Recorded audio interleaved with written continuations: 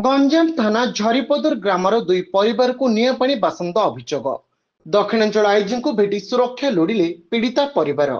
अभियुक्त ग्राम सभापति और सदस्यों विरोध में कार्यानुष्ठान दाबी। गंजाम थाना अंतर्गत कल्याणपुर झरीपदर ग्रामर दुई परिवार को निआपाणी बासंद अभियोग होइछि। आज दक्षिणांचल आईजी निकट में अभियोग करिसेंती झरीपदर ग्रामर एस सावित्री रेड्डी एवं तांको भाई एन असंत रेड्डी। आईजी को भेटी न्याय देवा अनुरोध करिसेंती। ग्राम सभापति एस दयानिधि रेड्डी एवं गाँ कमिटी सदस्य एस बसंत रेड्डी एच अभिराम रेड्डी निर्देश क्रमे तांको ग्रामर बासंद सह धमक चमक दिया जाउथिबारु भयभीत अवस्था रहउछंती। बारंबार तांको उपरे अकथनीय अत्याचार कर जाउथिबा बेले एने से गंजाम थाना रे द्वारस्थ होइतिले। तेबे थाना पक्षरु कौनसी पदक्षेप ग्रहण करा जाय नथिबा जोगु से आज दक्षिणांचल रेंज आईजी को द्वारस्थ होइतिले। तेबे घटनार तदंत करी अभियुक्तों विरोध में दृष्टांतमूलक कार्यानुष्ठान नेबा सह आवश्यक सुरक्षा जोगाई देबाकू कहिसेंती आईजी नीति शेखर। से कौन गाँव भाई माने मते से 3 जन डकेले एस दयानिधि आ अभिराम रेड्डी बसंत रेड्डी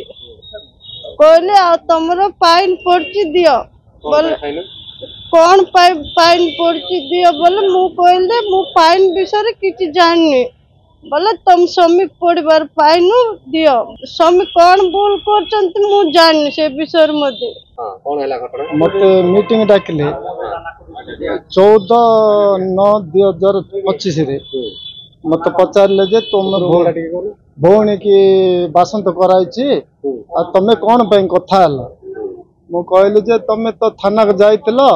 थाना रे कौन निष्पत्ति करके आसिल आसवा अनुजाई मु कथा हेली ना कौन निष्पत्ति मु तुम माने जाई सिग्नेचर करछ मैडम पाखरे सिग्नेचर देछ जे हम बासंत करनु बेली तेणु करी मु भौणी की टिके जमी भाई रे टिके सहाय्य कली ना तू भौणी सहित कथा आइछु तते फाइन पड़िबो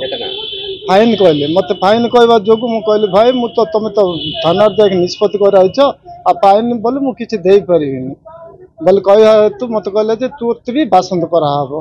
मु कहल जहा करछ करो से ना भाई मु फाइन किछि देई परिबिनी बोन सहित कथा हबारु मत भी फाइन पकेले बासंत रे मते दुकानी बाड़ी सब बंद कर दैचंती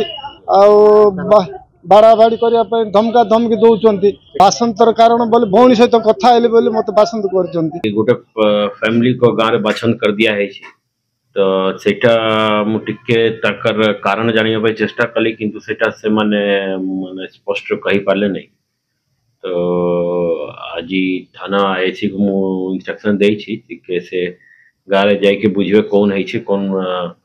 तार माने मूल्य रे मैटर कौन अछि से जहाँ मैटर बाहला परे जेमती मुझे गोटे थाना रे बोधे मैटर भी गोटे एफआईआर भी है इश्यू ऊपर तो ऐसे जीवे ऐसे कही से गाँव को जाइके से कौन मैटर अच्छी जगह जमी पाई कि कैनाल पानी पाई कौन पाई एटा ऐसी तहसीलदार संगे मिसिके जमती मैटर जहाँ डिस्प्यूट अच्छी समाधान करी।